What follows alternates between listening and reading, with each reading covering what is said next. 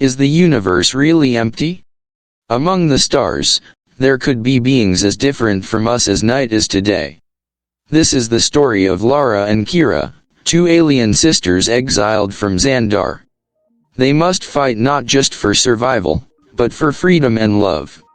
Will they survive, and can love conquer all? In the boundless expanse of space, a sleek, obsidian spacecraft slices through the infinite darkness, its polished surface glimmering as it reflects the distant twinkling of stars. The vessel is a stunning display of alien technology, its smooth, angular design seemingly cutting through the very fabric of space itself. No sound escapes from the ship, it's a silent leviathan in the void, drifting toward a world unknown, a world called Earth. Inside, the atmosphere is charged with tension and unease. Two alien women, Lara and Kira, sit in the dimly lit interior, their forms starkly contrasting against the cold, metallic walls.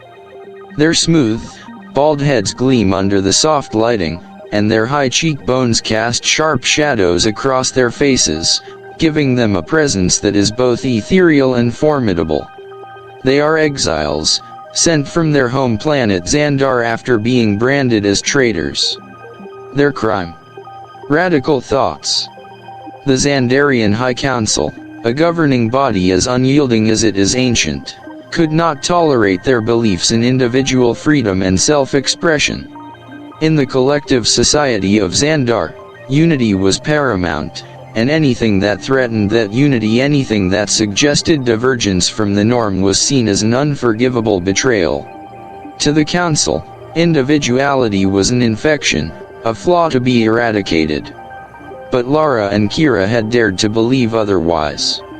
They had dared to speak of freedom, to embrace the notion that each being should have the right to exist as their true self, unburdened by the expectations of the collective.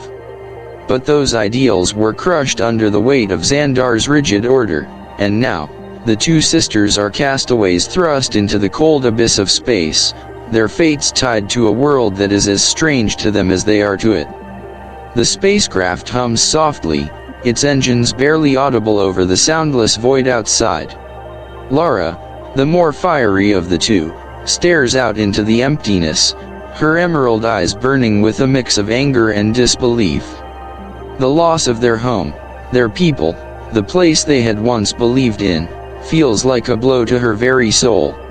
She clenches her fists, her body taut with the tension of her inner turmoil. How could they do this to us?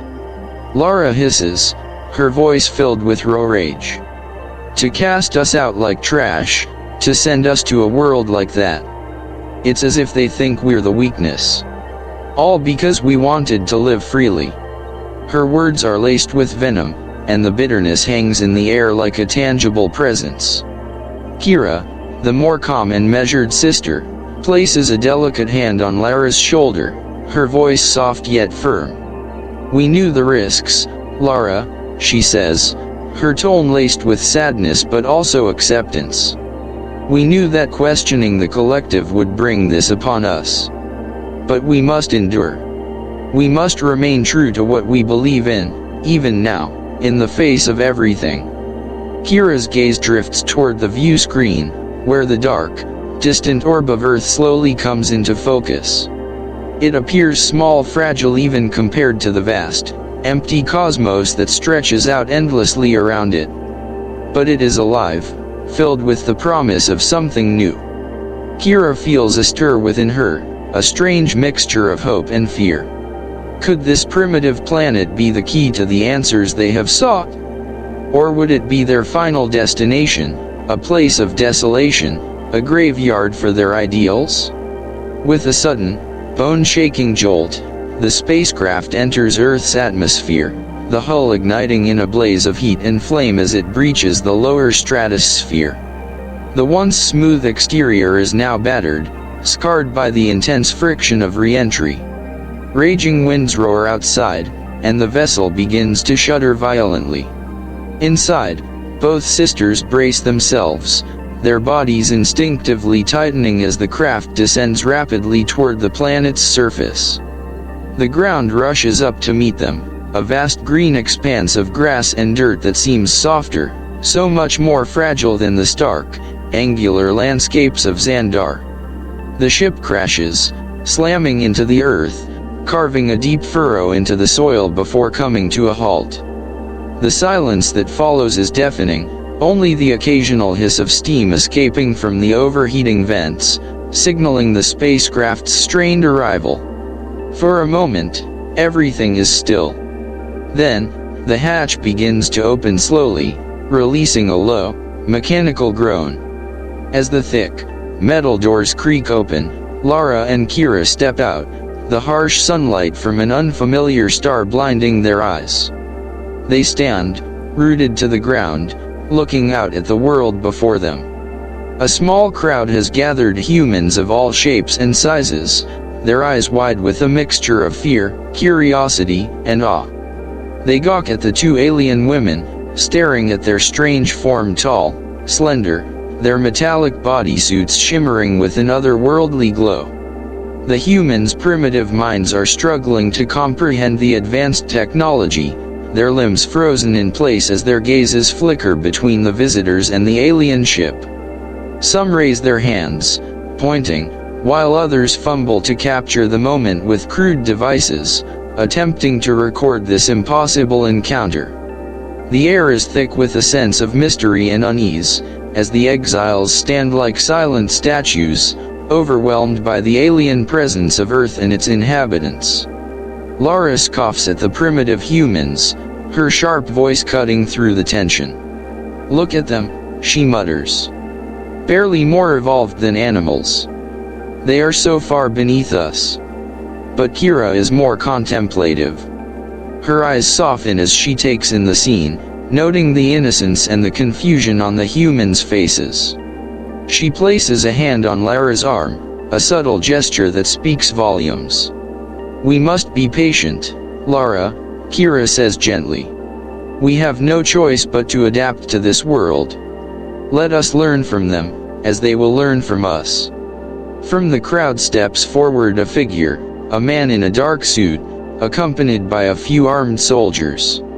He approaches the exiles cautiously, his face showing a mixture of respect, apprehension, and curiosity. The man introduces himself as General Marcus Briggs, representing Earth's government. His voice trembles slightly, betraying his nervousness, but his words are clear. "I am here to welcome you to Earth. We come in peace. Please, follow me. We will ensure your safety during your stay." The exiles remain standing for a moment, as if assessing the sincerity of the offer. The words, "We come in peace," echo through Lara's mind, those words, so often used by those who fear the unknown. But Kira steps forward first, her voice melodic and calming, as she nods respectfully toward the general. "I am Kira, and this is my sister, Lara. We have been exiled here, and though we did not choose this fate, we will make the best of it." With that, the two sisters follow the humans, their every step a reminder of the exile that has now become their reality. They do not know what lies ahead, but they know they must face it together. The soft hum of Earth's atmosphere swirls around them, filled with strange, unfamiliar sounds, a distant birdsong, the rustling of leaves in the breeze, and yet, amidst it all, a new chapter of their lives begins. The air in the sterile, windowless interrogation room is thick with tension. The white walls are cold and imposing, their lack of decoration amplifying the formality of the environment. In the center, two figures stand, their forms tall and angular against the human backdrop. Lara and Kira, having just emerged from the wreckage of their ship, are now seated across from a group of Earth officials, their faces a mix of curiosity and suspicion. They are dressed in their shining bodysuits, which emit a faint metallic glow under the harsh fluorescent lights, contrasting sharply against the drab, human surroundings. The interrogation room hums with the electric pulse of technology, a mechanical buzzing that seems to reverberate through the bones, making the air feel unnervingly heavy.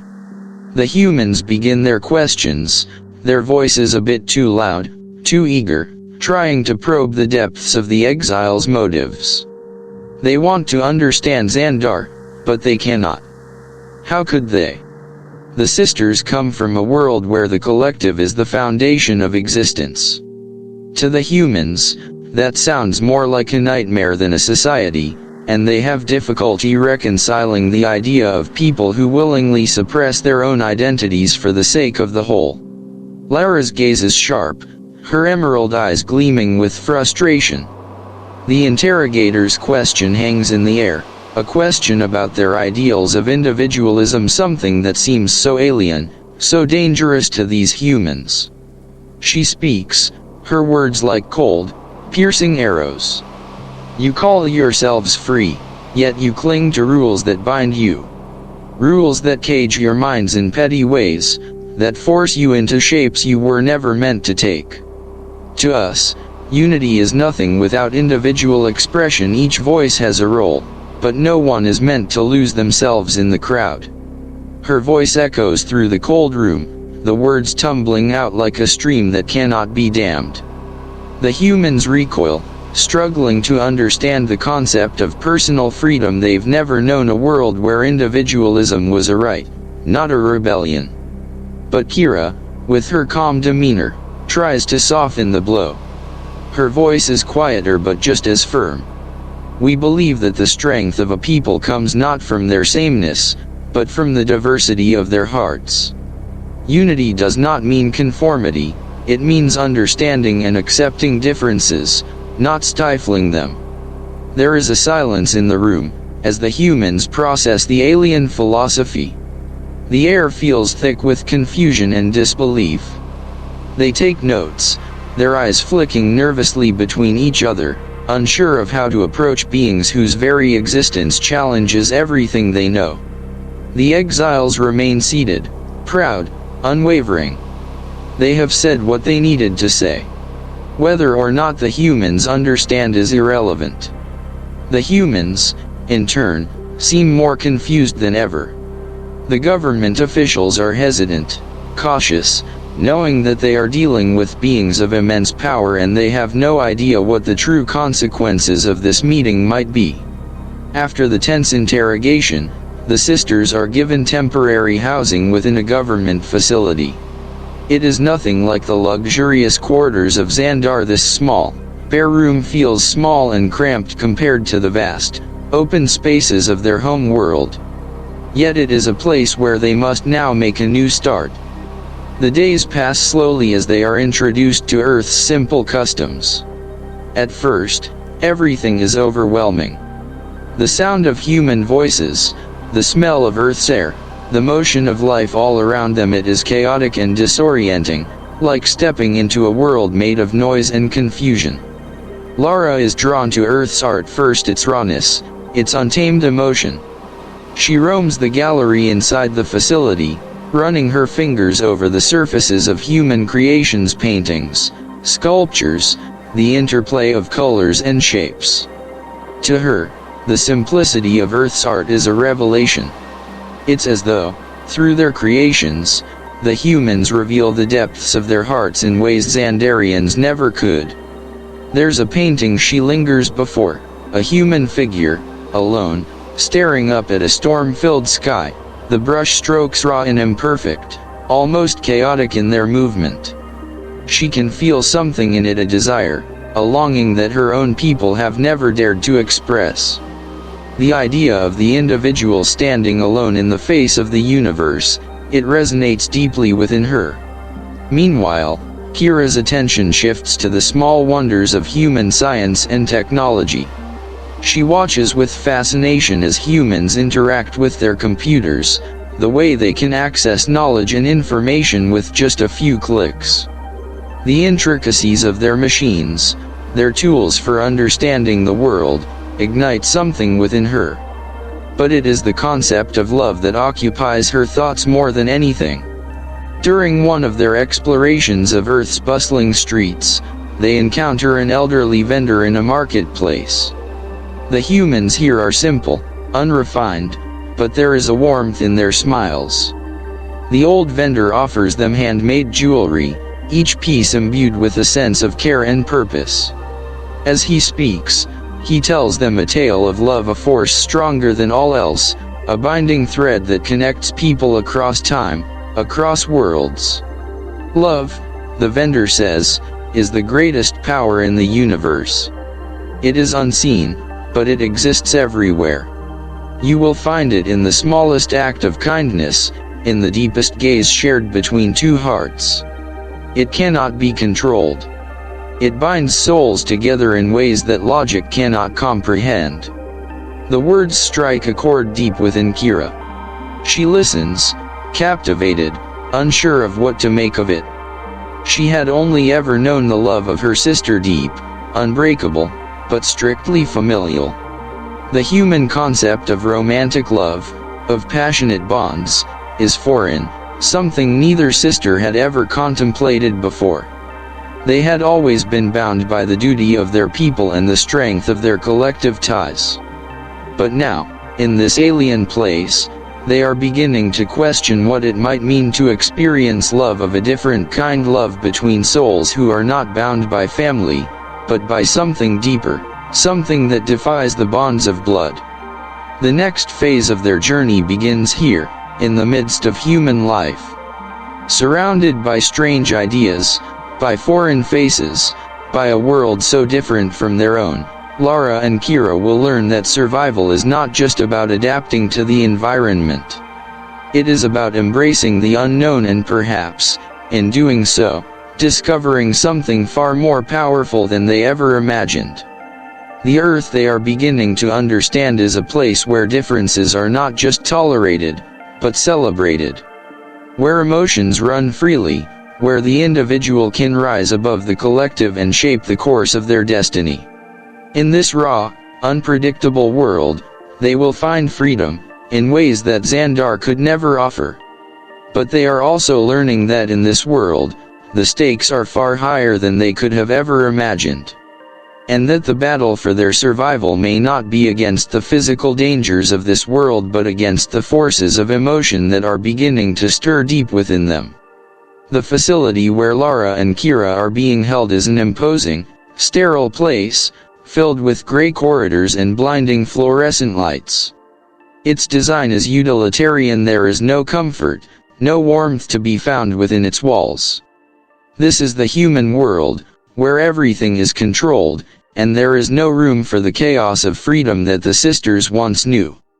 The exiles are held here in a separate wing, guarded at all times by human soldiers who watch, observe, but remain at a distance. Among the soldiers are Sergeant Jake Smith and Corporal Alex Donovan, assigned to keep an eye on the sisters. They are stationed at a secure post, standing just outside the viewing rooms where Lara and Kira are kept. The two soldiers spend their days watching through small observation windows, staring at the alien women as they move with elegance, their every gesture graceful yet powerful. Jake, a tall, broad-shouldered man with short-cropped brown hair, is immediately struck by the intensity of Lara's presence. Her fiery, rebellious nature radiates even from a distance. Her movements are sharp, like a flame flickering in the wind, refusing to be controlled. She is unlike any woman he's ever known, wild, uncompromising, and fiercely independent. He watches her, unable to look away, the pull of her presence magnetic, stirring something inside him that he's not ready to acknowledge. Alex, on the other hand, finds himself captivated by Kira. Her intelligence is evident in the way she observes everything around her. Her eyes, dark and thoughtful, seem to absorb the world like a sponge. There is a quiet grace in the way she carries herself, an understated beauty that seems to glow from within. She exudes an air of calm and depth that both draws him in and makes him feel something vulnerable. Alex is intrigued, not just by her outer beauty, but by the wisdom and empathy she radiates, as if she sees the world through a lens far more complex than anything his limited human experience has offered him. Despite the growing attraction, The rules are clear. Fraternization between humans and aliens is strictly forbidden. It's a rule that both soldiers are well aware of, yet it doesn't stop the pull they feel, especially as they begin to understand the alien women's true nature and the profound sense of alienation they live with. They are drawn to them, and yet, they know they must remain apart, silent witnesses to the sisters' plight. The tension between the two sisters has been growing for days. In the quiet of their room, the argument starts small, simmering like a distant thunderstorm before it erupts. Lara, frustrated by the constant surveillance, the inability to act on her own will, snaps at Kira. Her voice, usually controlled, is now filled with frustration and anger. "You can't just sit here and accept everything they do to us, Kira. We are prisoners. And you want to sit around and wait for them to decide what happens to us? This world is full of weakness and passivity. I won't be part of it." Kira, ever the peacemaker, tries to reason with her, her voice soft, but steady. "Lara, I understand your anger, but fighting won't change anything right now. We need to adapt, to understand their world before we can do anything. We're here now, and we must make the best of it." Lara turns away, her fists clenched, unable to control the fire inside her. The silence between them grows heavy, and the air feels thick with unspoken words. The sisters, usually so close, now seem like strangers trapped in a world that neither of them fully understands. That night, as the lights flicker in the sterile facility, a strange knock comes at their door. The soft sound reverberates against the cold walls, like an unexpected whisper in the silence. Both women freeze. Jake and Alex enter, their faces marked with hesitation but also a kind of silent determination. They have broken protocol, an act that is punishable, but in this moment, it feels like they have no choice. "We couldn't just stand by," Jake says quietly, his voice low and serious. "We've been watching you, and we know what you're going through. We're not supposed to be here, but we wanted to help." The sisters, still tense from the argument, look at each other. This is not supposed to happen. Humans and aliens are not supposed to cross this line. But there is a deep yearning in their hearts, a sense of loneliness that they cannot ignore. The distance between them and the soldiers is palpable, yet it is shrinking with every word that passes between them. Kira's voice breaks the silence. "You have no idea what it's like to be alone in this world. We didn't ask for any of this. We were forced into exile. And now, we are trapped here, in a world that doesn't understand us." Her voice trembles, the weight of her emotions too much to bear. Alex steps forward, his eyes full of something gentler than what he had shown before. "You're not alone," he says softly, his words reaching across the gap that exists between them. "We may not understand everything about your world, but we understand what it feels like to be out of place." Lara, who has been silently watching, feels the anger that has burned in her chest slowly begin to fade. There is something in Alex's eyes that makes her heart twist, something she hadn't expected: compassion, an understanding that goes beyond the surface. "I don't know if I can trust you," Lara says, her voice raw. "But I'm not blind. I see the way you look at us. And it's not just curiosity, is it?" Jake's gaze meets hers, and for the first time, there is no authority in his eyes, just a quiet sincerity. "No," he says simply. "It's not just curiosity." For a long moment, no one speaks. The air between them is charged, filled with unspoken emotion. The connection they are forming, however forbidden, is undeniable. Kira turns to Alex, her heart aching with something she can't fully understand yet. "I don't know what this is," she whispers, "but I feel it too." The soldiers, now understanding the danger of their feelings, stand closer, the emotional distance shrinking. The walls between species are high, but in this moment, the four of them share something deeper than barriers, something that defies the rules of both worlds. They don't speak of what comes next, but there is a shared understanding, a bond that is unspoken yet undeniable, one that transcends their differences and offers them a glimpse of what might lie beyond the confines of their existence. The night air is suddenly filled with a strange hum, like the distant rumble of a storm, but this is no natural force. In the dead of night, the peaceful surroundings of Earth's remote facility are shattered by the arrival of Xandarian warriors, sent by the High Council to eliminate the sisters who have dared to betray their collective values. The warships, sleek and dark as shadows, appear on the horizon, their metallic surfaces gleaming under the pale light of the Earth's moon. The air crackles with tension, as if the very atmosphere is aware of the coming conflict. The sky darkens, the stars hidden beneath the thickening clouds, and a foreboding silence falls over the landscape, broken only by the sound of engines descending through the night.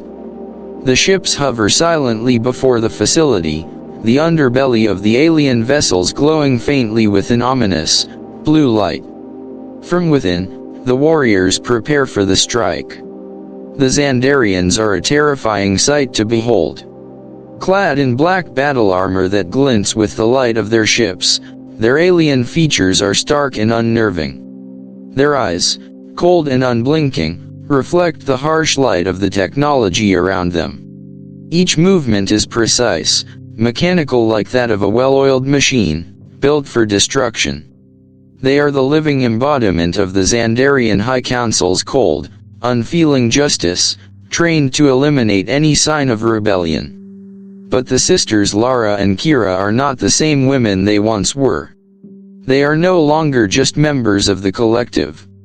They have found something new in Earth, something that is worth fighting for, the freedom to live as individuals and the connection they have forged with the humans. The Xandarians land with a violent thud, their footsteps heavy on the Earth's surface. The sound of their boots on the ground echoes like a grim omen. With a deafening roar, the battle begins. The facility is now a battlefield. The humans and aliens clash, their weapons flashing and sparking in the night. Lara, fueled by rage, unleashes her combat skills with the precision of a trained warrior. Her once controlled anger is now a weapon, driving her forward, her body moving like a storm, fast, fluid, and unstoppable. Her emerald eyes burn with the fire of someone who has already lost everything, and now fights for the only thing that matters, freedom. The Xandarians are not prepared for the fury of her blows, each strike meant to prove that she will not be silenced, that she will never conform. Kira, though calm, is no less deadly. She fights with the grace of a dancer, her movements elegant yet deadly, her body flowing between attacks as though she is not just part of the battle, but a reflection of it. Her connection with Alex is evident in every coordinated strike. There is a telepathy between them, a mutual understanding of each other's next move. Alex, with his sharp instincts and soldier training, provides the muscle, his laser rifle cutting through the air, knocking out one of the Xandarian warriors.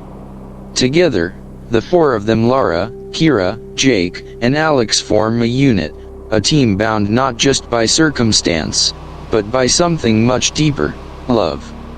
The bond they share is now their greatest weapon. Their connection, unspoken but understood, fuels their fighting spirit, allowing them to move in sync, their actions almost synchronized. The stakes of this battle are higher than survival alone. This is not just about fighting to stay alive. This is about the right to exist as they are, the right to love, to be free, to defy the boundaries set by forces beyond their control. The sound of the battle is deafening, the clanging of weapons, the explosions, and the screams reverberating through the night air. But even in the chaos, there is something more, an intensity, a focus that only the four of them share. As the last of the Xandarian warriors fall, the leader of the invaders steps forward, his cold, calculating eyes narrowing as he surveys the damage. He is taller than the others, his presence commanding. His energy sword hums with deadly potential, the blade crackling with blue energy. Lara steps forward, her stance confident, her fists clenched tightly, ready for the final confrontation. She faces the leader with a mixture of rage and resolve. He is the embodiment of everything she has fought against, everything she has lost, and everything she will never allow to win again. With a roar, the battle reaches its peak. The final duel as fierce blades clash, and energy blasts fill the air. Lara's strength meets the Xandarian leader's relentless precision. Every strike she delivers is for the future she wants, for the life she wants to live, for the love she has found. Kira is right behind her, supporting her, and Jake and Alex flank their sides. Together, they overwhelm the leader, their combined forces too much for him to handle.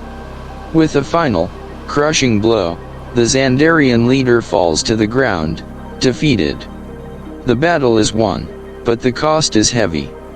The ground is littered with the fallen, and the air is thick with the scent of smoke and burned metal.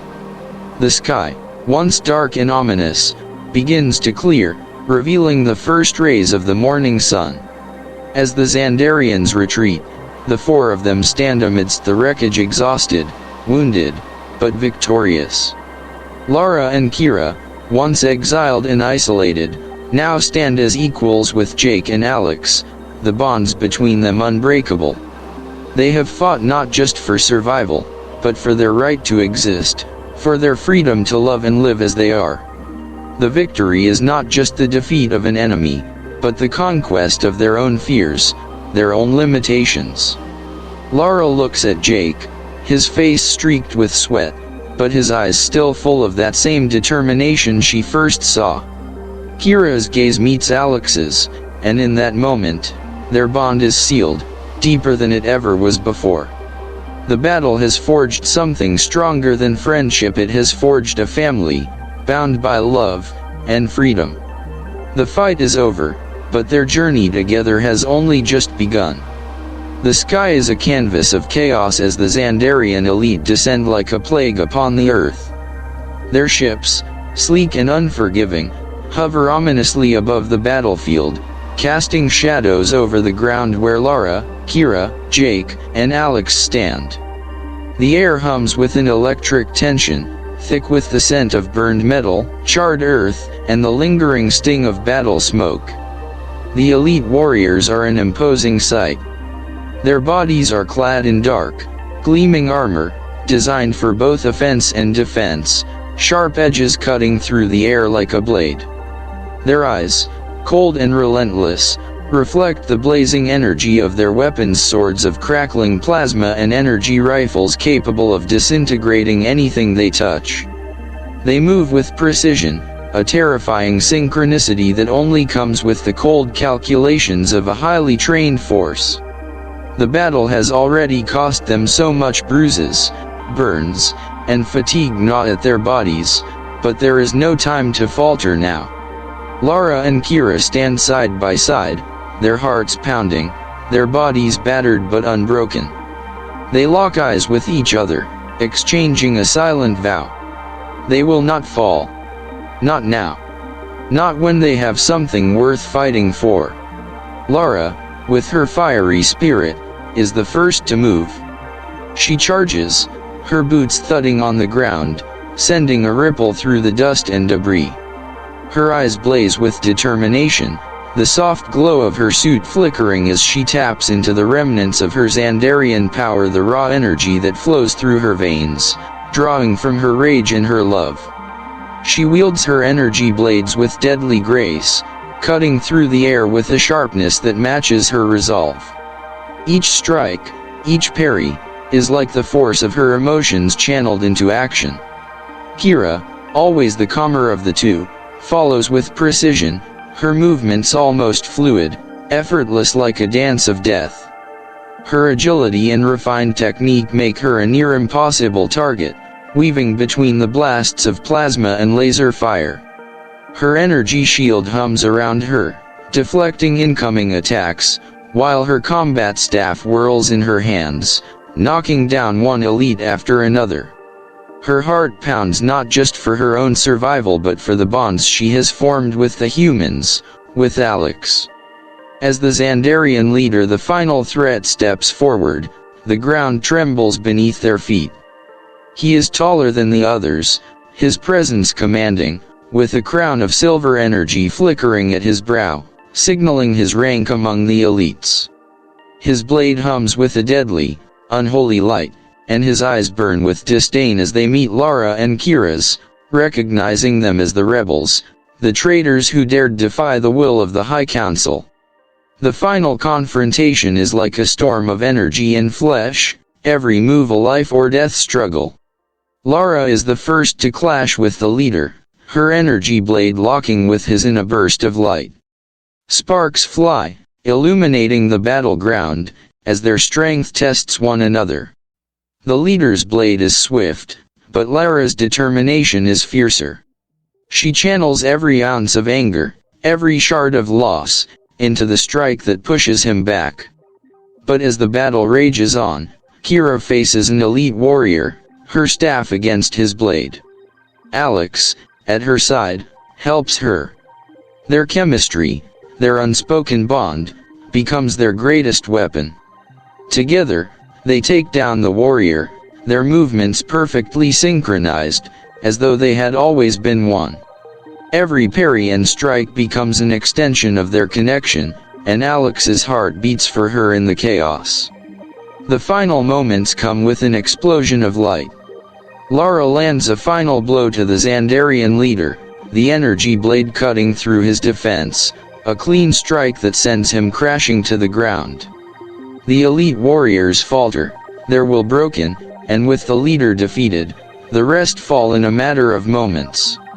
Their armor clattering to the ground, they retreat, leaving the battlefield in eerie silence. As the smoke clears and the final embers of battle fade into the night, the ground is littered with the debris of war. Broken weapons, shattered armor, and fallen foes mark the once pristine earth, now scarred by the chaos that has transpired. Yet, amidst the devastation, a sense of profound quiet settles over the four survivors. Lara stands, breath ragged, her energy blade flickering weakly in her hand. Her suit is torn, bloodied, but her spirit is unbroken. She looks around, seeing the wreckage of the Xandarian invasion and the humans beside her, Jake and Alex. The bond between them is tangible, a force that transcends the violence of the battlefield. She has fought not just for her own survival, but for the freedom they all now share. Kira, equally battered but more composed, turns to face Alex. Her heart races, not from the battle, but from the connection that has grown between them. There is no more hiding, there is no more distance between them. Her hand, trembling slightly, reaches out to touch Alex's arm. A quiet understanding passes between them. They are not just survivors of this war, they are partners, bound by something far deeper than shared struggles. The final tension between them snaps, and in the silence of the ruined battlefield, Lara and Kira, with their newfound human family, share a quiet moment of victory. It's not just about the end of the battle, but the recognition that they have found something far more precious: love. The love between them and the humans, a bond that is stronger than anything they could have imagined. They stand there, bruised and bloodied, but united. They are no longer exiles. They are no longer strangers. They are a family, an alliance that defies the boundaries of their worlds. As the sun begins to rise, casting a gentle light over the desolate battlefield, the four survivors stand together, their bodies marked by the wounds of battle, but their hearts filled with something stronger: hope. They look toward the future, knowing that no matter what comes next, they have forged a bond that will never break, a love that will endure through the darkest of times. In this moment, amidst the rubble, they have found home not in a place, but in each other. Together, they have overcome the forces that sought to tear them apart, and now, they face the future not as strangers, but as a united force, bound by love and the freedom to live on their own terms. Victory was hard won, but love is their greatest triumph. Lara, Kira, Jake, and Alex are now a family. The fight for their freedom and love has only just begun. Share your thoughts and subscribe to the UFO Enigma to uncover the secrets of the universe.